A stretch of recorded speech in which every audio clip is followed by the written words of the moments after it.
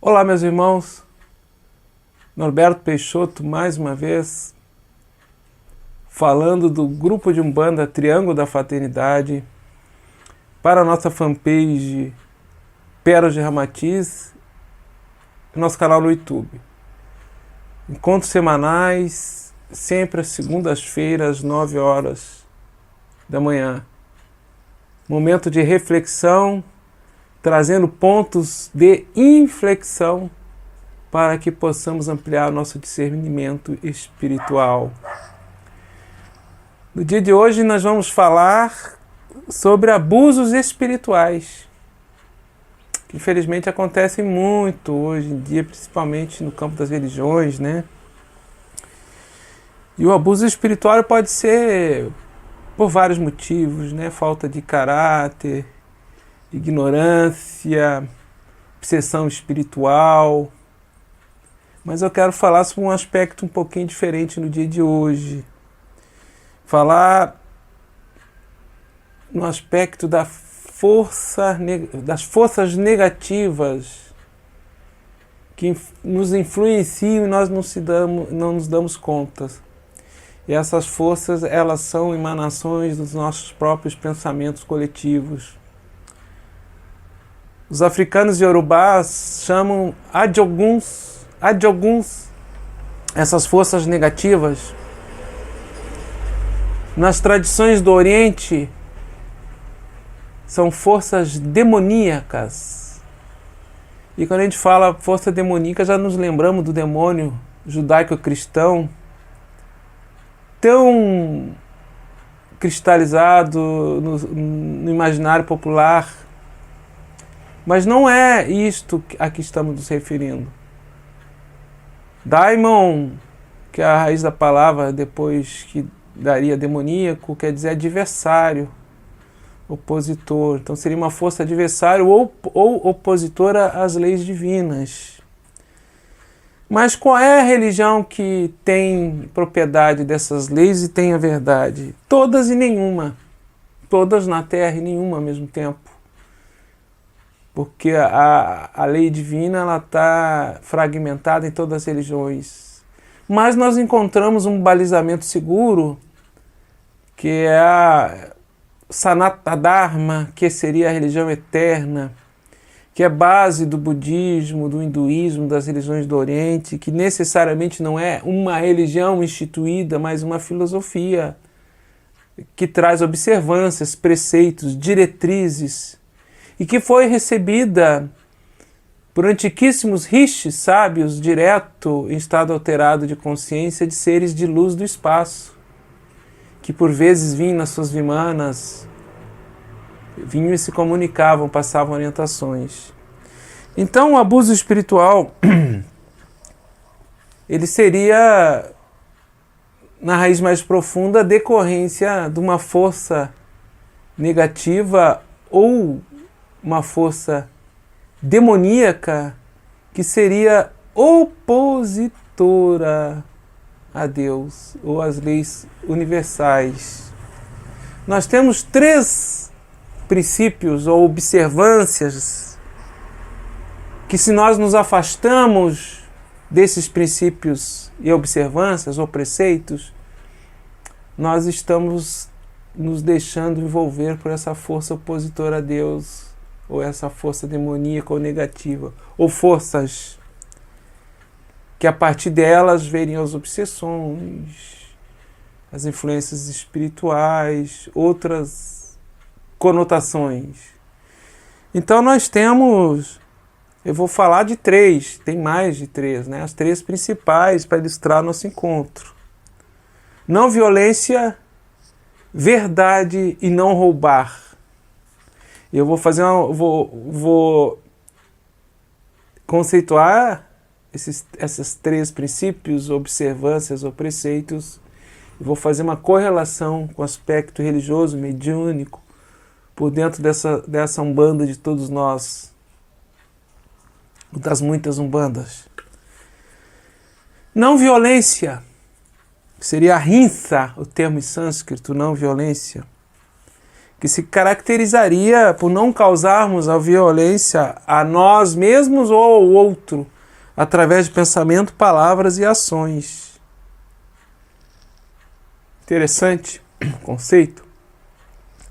Não causar violência a si mesmo ou ao outro, porque a gente causa violência a nós mesmos, através de pensamento, palavras e ações. Pelo pensamento, nós nos afastamos do potencial divino da nossa alma, do nosso eu. Por palavras, a gente afirma decretos, muitas vezes que nos geram bloqueio, abundância e prosperidade.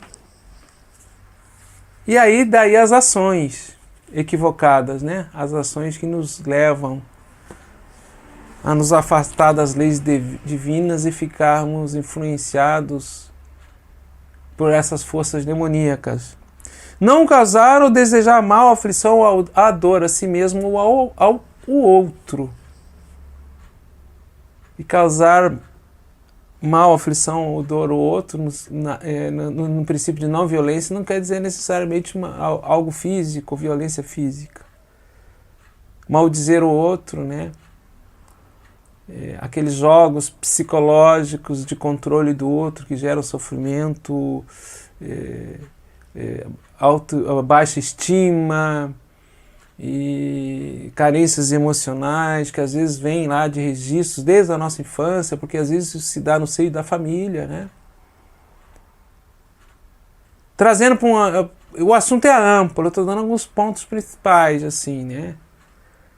O assunto, ele, dentro do contexto religioso, também vamos indicar alguns tópicos.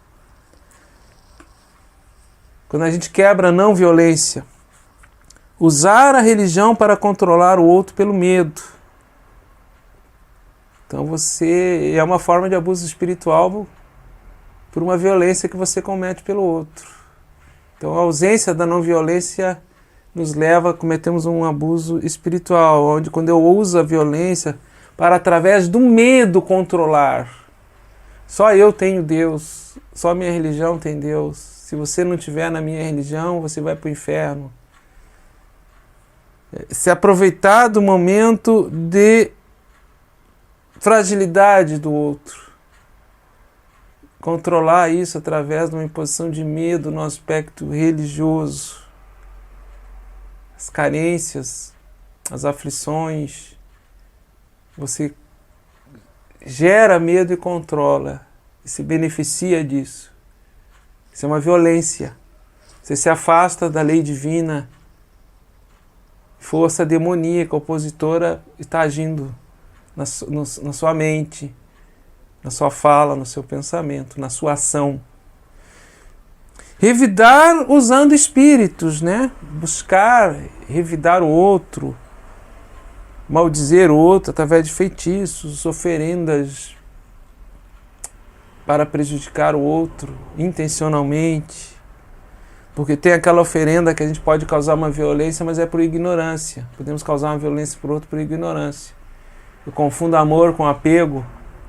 Acho que estou ajudando e eu estou cometendo uma violência. Não estou respeitando o livre-arbítrio do outro e não estou permitindo que ele vivencie as experiências necessárias para o seu amadurecimento. Distorcer as tradições e os fundamentos das diversas religiões. Então você dá uma interpretação própria, peculiar, em seu proveito, quebrando a ética da tradição e o fundamento. Isso acontece muito nas religiões afro-brasileiras, a Umbanda também, e outras religiões.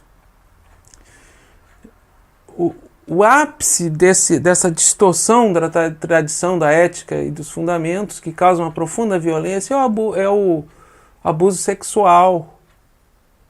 Temos até hoje aí relatos, dirigente, o pai de santo, a mãe de santo, mas o pai de santo, temos pouco relato de mulheres que abusam do outro. Infelizmente, os homens se destacando nisso, principalmente no aspecto sexual. Vai para uma iniciação, para um preceito, tem que ter um intercurso sexual. E se tiver espírito no meio, tem que estar mediunizado com a entidade para consagrar aquele momento, aquele axé através do sêmen. Isso acontece, gente. Eu estou falando aqui, pode chocar uns ou outros, mas acontece até hoje, não só nos seios de algumas umbandas e cultos afro-brasileiros, mas nas religiões aí evangélicas, no meio dos yogas. Esses dias aí teve um caso aí, um indivíduo aí, um líder aí do movimento de meditação e de yoga, enroscado sendo imprensa, tudo. Então isso é um atavismo muito forte, que violenta o outro no campo genésico, sexual, propicia, envolve religião no meio, e é uma força demoníaca muito intensa que nos afasta de Deus. Teríamos outras conotações, né, da não violência no aspecto político hoje, social. Quantos líderes ou políticos causam violência, né, manipulando informação, gerando medo, querendo dar um golpe, né, o populismo, o autoritarismo, sede de poder, de dinheiro, tudo isso causa violência nas massas humanas que por vezes ignoram esses aspectos mais sutis e subjetivos da verdade, não conseguem perceber. Aí entra a conotação religiosa no meio, a dominação religiosa, aí a crença cega. Tem um aforismo oriental, o sábio Patanjali, ele tem um livro que se chama Os Sutras de Patanjali, sutras são pequenos textos, aforismos. Tem um aforismo de Patanjali, esse sábio oriental, que ele nos diz, esse Siddha, esse sábio, esse ser perfeito do Oriente, que ele nos diz: na presença de alguém que se estabeleceu na firme não violência, todas as hostilidades desaparecem. Na presença de alguém que se estabeleceu na firme não violência, todas as hostilidades desaparecem. Tivemos um grande ser assim em terra, Gandhi, Mahatma Gandhi, conseguiu vencer uma guerra pela não violência. Buda, São Francisco de Assis, vários santos ao longo da história, e um grande exemplo que foi Jesus. Mas paradoxalmente, no exemplo de Jesus não cessaram as hostilidades, embora ele fosse uma consciência crística, e não poderia ser diferente, profundamente estabelecida na não violência, mas tal era a ação das forças demoníacas ou negativas no contexto de Jesus, que mesmo ele dando aquele exemplo, sendo um acharya, um professor, exemplificando pela sua atitude, até o último suspiro da cruz, a não violência, ele não conseguiu quebrar as hostilidades, não desapareceram. Tal são, até hoje, a ação dessas forças demoníacas no planeta, que são um subsídio, um substrato de emanações dos nossos próprios pensamentos, e no somatório coletivo criam e alimentam essas forças. Um ventilador, se a hélice não se movimentar, não movimenta o ar, não gera vento. Se os nossos pensamentos não se movimentarem, quebrando os princípios e observâncias da lei divina da religião eterna, também não teríamos essas forças demoníacas. Por isso que ainda somos um planeta considerado inferior. Segundo princípio, não terminou, temos mais dois. Veracidade ou verdade, que é satya em sânscrito. Verdade é um dos aspectos do ser divino. Perfeição é uma das perfeições de Deus e dos santos. Deus é verdadeiro, o orixá é verdadeiro, o puruxá é verdadeiro. Os mestres ancestrais ilustres são verdadeiros, os sábios, rishis, siddhas, são verdadeiros, porque eles já têm em si esta perfeição, que é ser verdadeiro, que é uma perfeição divina, uma perfeição de Deus. E aonde nós quebraríamos a verdade? Quando nós exageramos, quando nós fingimos, quando nós distorcemos os fatos, quando nós mentimos. Será que hoje tem ausência de verdade? Será que hoje a gente vê na mídia, a gente vê no meio político, exageros nas interpretações, fingimento, distorção dos fatos e mentira? Eu acho que nunca vivemos tanto no Brasil como nos dias atuais, nessa era de fake news. A quebra desse princípio, dessa observância divina, de acordo com a religião eterna, que é a verdade. Podemos fazer uma inferência, tal é a força da mentira, da distorção dos fatos, fingimento, exagero vigente hoje no Brasil, que nós podemos dizer que os nossos principais líderes estão sob influxo de uma força demoníaca, embora muitas vezes usem o nome de Deus. Olha que paradoxo, né? Os falsos profetas. Jesus nos alertou. Voltando para o nosso foco. Verdade é a honestidade para consigo mesmo e para com o outro. Porque às vezes a gente pode ser verdadeiro com o outro, mas somos mentirosos para conosco mesmo, ou inversamente, né? Não adianta ser verdadeiro comigo e ser mentiroso para com o outro. Mentiroso para com o outro é você tentar aparentar o que você não é.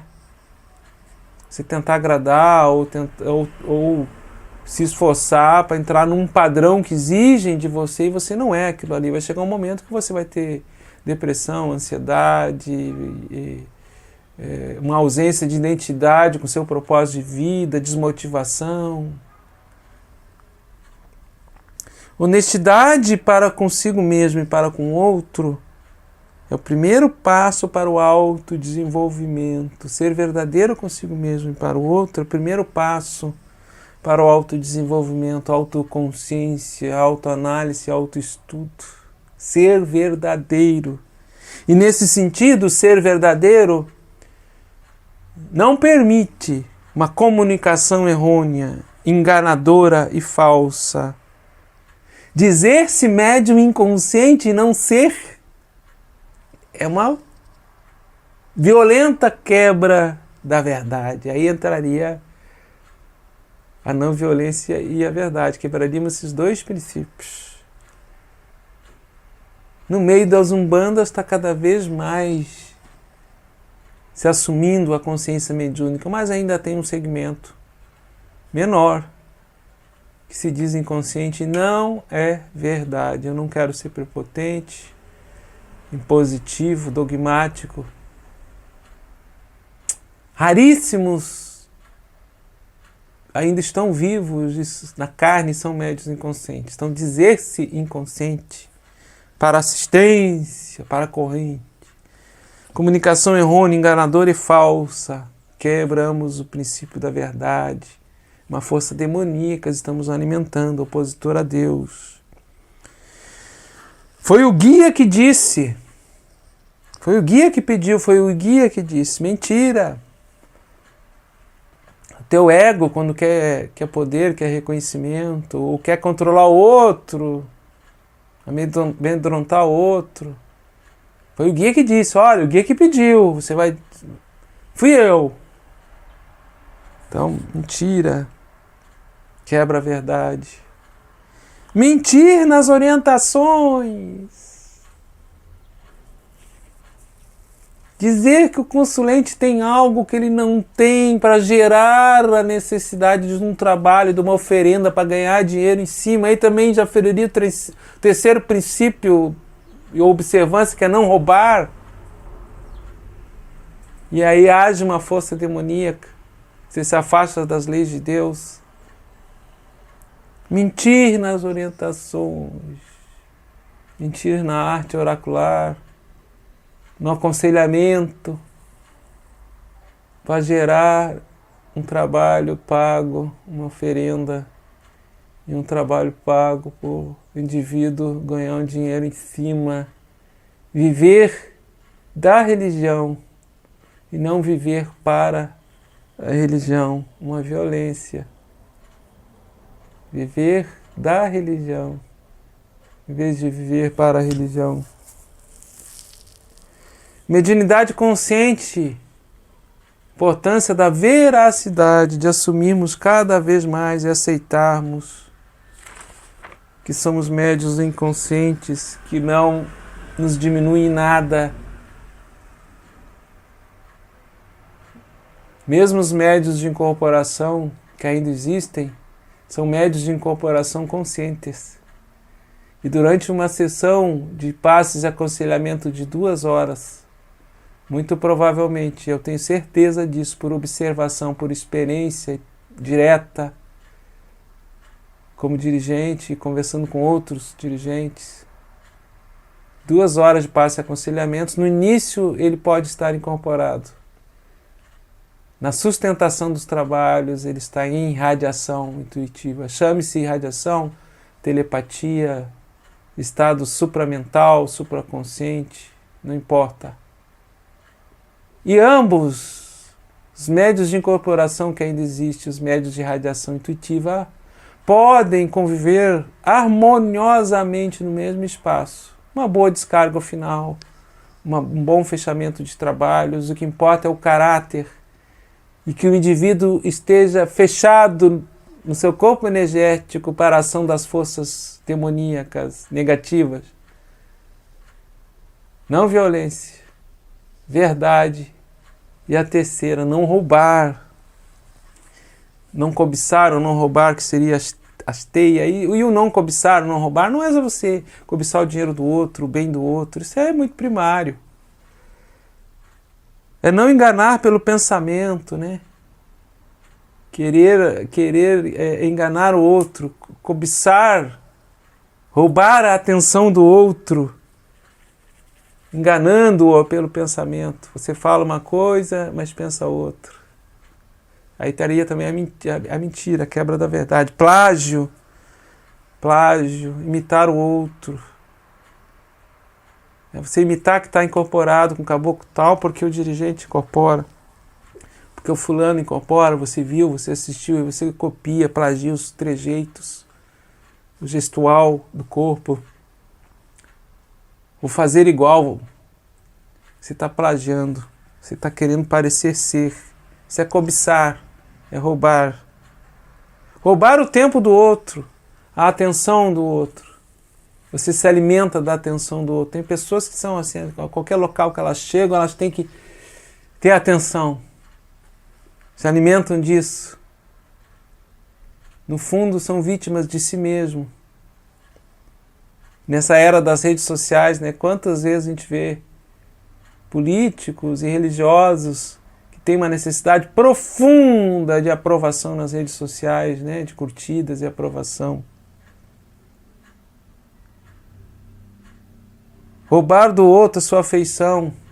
Você quer o amor do outro, mas você manipula o outro, você rouba, você quer controlar, engana, manipula, mente, é violento com o outro nesse sentido. Se você tem poder financeiro e aquele que você está tendo um relacionamento emocional, tem dependência de você, você controla, você rouba a afeição do outro. E entra esse jogo de poder terrível, de controle do ego um pelo outro, né? Você rouba as emoções, a atenção do outro e as ideias do outro. Infelizmente, no seio das famílias, a gente vê muito isso, essa simbiose de roubo emocional, né? Cria uma simbiose, um controlando, um roubando do outro. Às vezes um pai e uma mãe controladora, que tem poder financeiro, né? E não deixa os outros crescerem. E no aspecto religioso, o não roubar, o não cobiçar, a gente quebra esse princípio quando a gente busca benesses e milagres espirituais, né? Ou a gente promete milagres ou benesses espirituais. Quando a gente busca, por vezes nós estamos tirando o direito do nosso merecimento. Nós não temos merecimento. Mas a gente busca distorcer isso. E busca, às vezes, tirar do outro. A gente quer um milagre, proveito próprio, uma benesse espiritual, dane-se o outro. Aí entraríamos no vasto campo da mercantilização da fé. Se você não pagar o dízimo, o Espírito Santo não vai agir na sua vida. Ah, mas eu paguei o dízimo, não funcionou. Ah, você é um homem de pouca fé, mulher de pouca fé. Pague mais e renove a sua fé.